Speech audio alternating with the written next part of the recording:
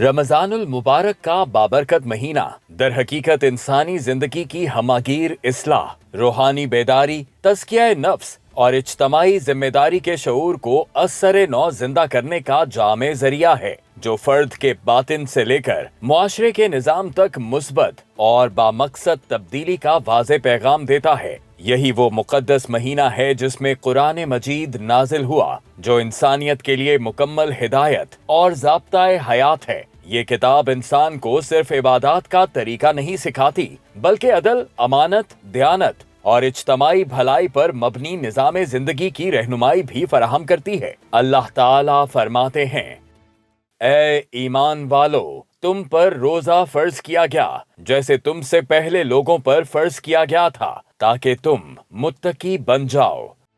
اس آیت سے معلوم ہوتا ہے کہ روزے کا اصل مقصد تقویٰ پیدا کرنا ہے، یعنی ایسا زندہ احساس کہ انسان ہر حال میں خود کو اللہ کے سامنے جواب دہ سمجھے۔ تقویٰ ایک ہماگیر اخلاقی کیفیت ہے جو انسان کے ظاہر و باطن دونوں کو بدل دیتی ہے۔ روزہ انسان کو نظم، صبر اور ضبط کی عملی تربیت دیتا ہے۔ وہ جائز خواہشات سے بھی رک کر اطاعت الہی کا ثبوت دیتا ہے، جس سے اس کے اندر کردار کی مضبوطی پیدا ہوتی ہے۔ یہ 30 روز کی تربیت اسے جھوٹ، ظلم، خیانت اور ناانصافی سے بچنے کی قوت دیتی ہے۔ بھوک اور پیاس کا تجربہ دل میں نرم دلی اور ہمدردی پیدا کرتا ہے، اور انسان کو احساس ہوتا ہے کہ معاشرے کے کمزور طبقات کن حالات سے گزرتے ہیں۔ یوں رمضان فرد کے اندر وہ اخلاقی بنیاد تیار کرتا ہے جس پر ایک منصف، باوقار اور ذمہ دار معاشرہ قائم ہو سکتا ہے۔ رمضان کا پیغام خالصتاً